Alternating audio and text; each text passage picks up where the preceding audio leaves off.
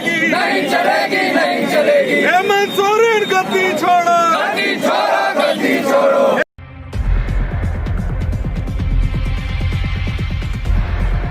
राज्य में गिरते विधि व्यवस्था, हत्या, दुष्कर्म, लूट, डकैती के बढ़ते अपराध और नक्सली गतिविधियों के बढ़ते घटनाक्रम व उग्रवाद को बढ़ावा देने के आरोप के मद्देनजर भाजपा प्रदेश के नेतृत्व के निर्देशानुसार रांची सहित राज्य के अलग अलग जिलों में मुख्यमंत्री हेमंत सोरेन का भाजपाइयों ने पुतला दहन किया। गुमला जिले के सिसई प्रखंड और पूसो मंडल के भाजपाइयों की ओर से बाजार चौक पर मुख्यमंत्री हेमंत सोरेन के पुतला दहन किए जाने के दौरान जिप अध्यक्ष सह भाजपा नेत्री किरण बाड़ा ने हेमंत सरकार पर निशाना साधा और कहा कि राज्य सरकार की प्रशासनिक राजनीतिक विफलता है कि राज्य में बेटी बहनों के साथ आए दिन दुष्कर्म, हत्या, लूटपाट, डकैती और नक्सली गतिविधियों में बढ़ोतरी हुई। उन्होंने कहा कि झामुमो कांग्रेस सरकार सत्ता के नशे में चूर राजनीतिक मर्यादा भूल गए हैं, जिसके कारण भाजपा प्रदेश अध्यक्ष दीपक प्रकाश के ऊपर झूठा मुकदमा दर्ज कराया गया है।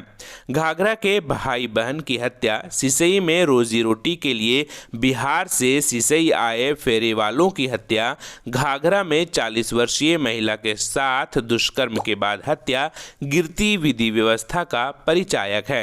वहीं भाजपा रांची जिलाध्यक्ष के गुप्ता ने राज्य की कानून व्यवस्था को लचर बताया और कहा कि मुख्यमंत्री हेमंत सोरेन जिस प्रकार उपचुनाव में भाजपाइयों के लिए असंसदीय भाषा का प्रयोग किया वह कतई उचित नहीं है। सत्ता पक्ष द्वारा दीपक प्रकाश पर देशद्रोह का मुकदमा किए जाने और उन पर लगाए गए धारा पर उन्होंने इसे प्रायोजित करार दिया।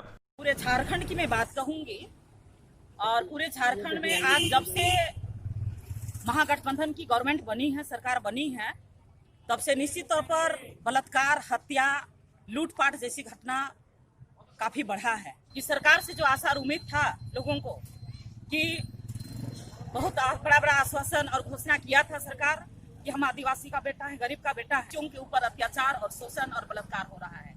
और आज अगर भारतीय जनता पार्टी की हमारे प्रदेश अध्यक्ष इसका जब बात करते हैं, इसका लड़ाई की बात करते हैं, तो आज हेमंत सोरेन धमकी देते हैं और झूठा मुकदमा करके हमारे पार्टी को बदनाम करने का काम कर रहे हैं। क्योंकि आज ही निकम्मा सरकार से हम जनता का कोई उम्मीद नहीं है। भारतीय जनता पार्टी हम लोग बाध्य होकर रोड पर उतरेंगे और इसका पुरजोर से आंदोलन करेंगे।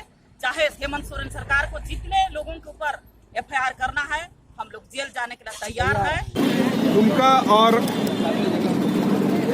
अपने बेरमो के चुनाव में जिस प्रकार मुख्यमंत्री ने भाजपाइयों के प्रति असंसदीय भाषा का प्रयोग किया, हमारे माननीय प्रदेश अध्यक्ष जी पर गैर कानूनी ढंग से निराधार केस करवाया गया और सबसे बड़ी विडंबना देखिए, केस करने वाले कांग्रेस के पदाधिकारी ये लिख कर देते हैं कि अपने दीपक प्रकाश जी पर कौन कौन सा धारा लगाया जाए और उन्होंने कौन कौन सा अपराध किया है।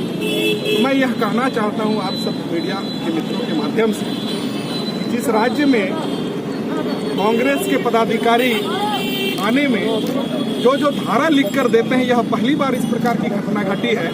और अक्षरशः उस धारा पर वहां के जो थाना के प्रभारी है उनके द्वारा उस आवेदन को स्वीकार कर लिया जाता है और जो आवेदक जो धारा लगाना चाहते हैं वही धारा लगा देते हैं। तो आप समझ सकते हैं कि कितना प्रायोजित वह केस अपने माननीय प्रदेश अध्यक्ष पर लगाया गया। और जिस प्रकार पिछले 9 महीना में 1200 से अधिक महिलाओं का बलात्कार हुआ है, आए दिन गोलीबारी और हत्या की घटनाएं घट जाती है। यह सरकार जो किसान विरोधी है, महिला विरोधी है, युवा विरोधी है, नैतिकता के आधार पर माननीय मुख्यमंत्री आदरणीय हेमंत सोरेन जी को इस्तीफा देना चाहिए और इस राज्य में प्रजातांत्रिक व्यवस्था को ठीक करना चाहिए, कानून व्यवस्था को दुरुस्त करना चाहिए और महिलाओं पर जो हो रहे अपराध की घटनाएं है उस पर लगाम लगनी चाहिए। द इंडिया बुलेटिन के लिए गुमला से जिला ब्यूरो अजीत सोनी और रांची से सहयोगी कृष्णा के साथ झारखंड से शमीम अहमद की report. Subscribe now and press the bell icon. Never miss an update.